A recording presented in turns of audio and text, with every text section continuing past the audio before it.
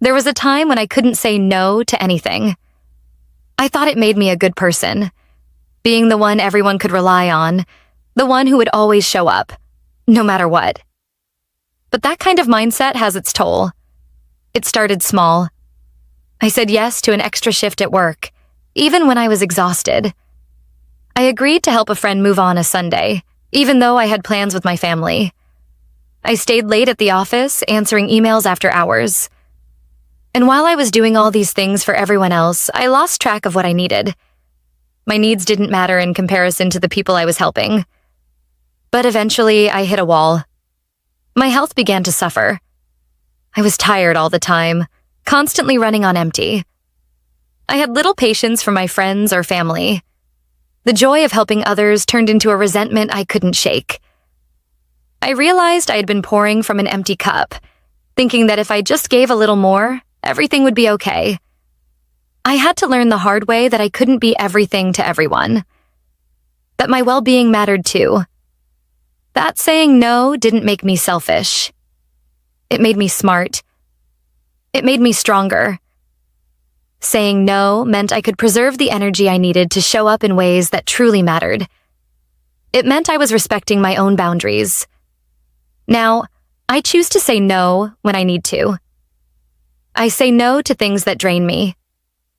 No to obligations that don't align with my values.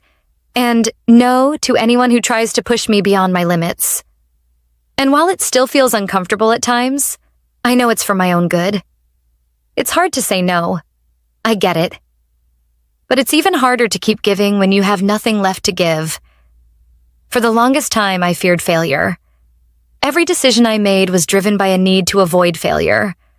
I became obsessed with doing things perfectly, getting everything right on the first try. The idea of failing terrified me to my core. But then one day, I realized that failure was inevitable. Everyone fails. Everyone makes mistakes. And those mistakes? They're often the most valuable lessons.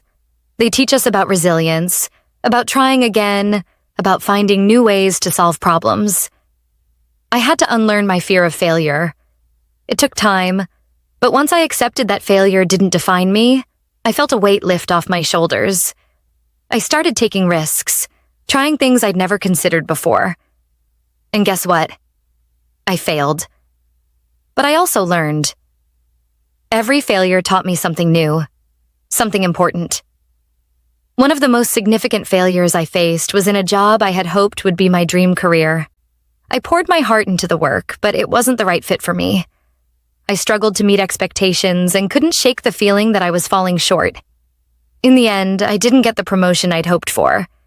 It felt like a massive failure, but in hindsight, it was a gift. It showed me that my dreams were bigger than that job. It pushed me to rethink my goals and take a different path. One that was more aligned with who I was and what I wanted. Failure is not the end. It's the beginning of something new, something better. I'm no longer afraid of it. In fact, I welcome it. Because without failure, there's no growth. And growth is the only way to move forward. I used to believe that vulnerability was a weakness. I thought if I showed too much of myself, people would judge me or take advantage of me. So I built walls. I kept my emotions tucked away, tried to appear perfect, and refused to ask for help. I thought that if I could just handle everything on my own, I'd be strong. But over time, I realized that vulnerability is actually the greatest strength we have. It takes courage to open up, to show your true self to others, to admit that you don't have all the answers, that you need help, that you're struggling. The turning point for me came when I reached out to a friend during one of the hardest moments of my life. I was going through a tough breakup, feeling lost and confused. For the first time, I let myself be vulnerable. I let someone in. I told them how scared I was, how unsure of myself I felt. And you know what? They didn't judge me. They didn't tell me to get over it or move on. They listened. They supported me. And in that moment, I understood the true power of vulnerability. It's not about being weak. It's about trusting others with your story, your pain, and your journey. It's about being brave enough to show up as you are, without pretending to be someone else. Since then, I've embraced vulnerability more than ever. It's allowed me to form deeper connections, to ask for help when I need it, and to be more authentic in everything I do. I'm no longer afraid of showing the parts of me that feel broken or imperfect, because in those moments of vulnerability, I find my strength. Growing up, I didn't always prioritize friendships. I was focused on academics, work, and family.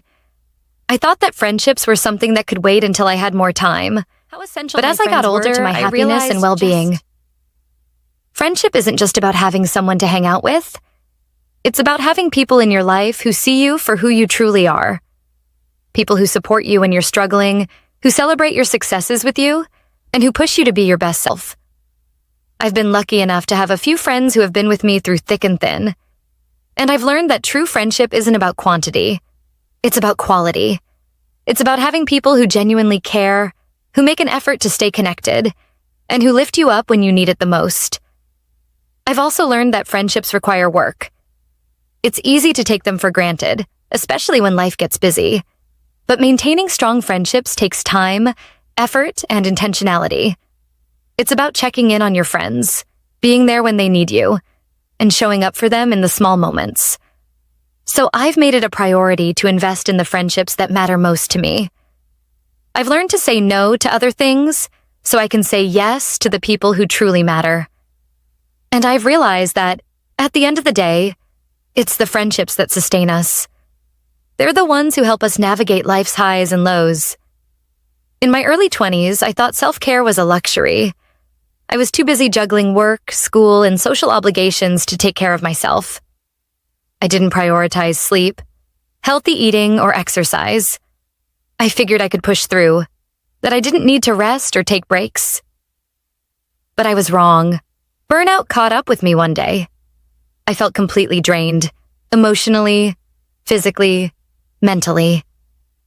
I realized I couldn't keep going at that pace. I needed to slow down and take better care of myself. Self-care isn't just about bubble baths or face masks. It's about setting boundaries, saying no to things that drain you, and prioritizing your mental and physical health. It's about getting enough sleep, eating nourishing food, and making time for activities that bring you joy. Since then, I've learned the importance of listening to my body and my mind. I've learned to recognize when I need rest, when I need to say no, and when I need to step back and recharge. I've learned that self-care isn't selfish. It's essential. Taking care of yourself isn't just about surviving. It's about thriving. And I've learned that in order to give my best to the world, I need to take care of myself first.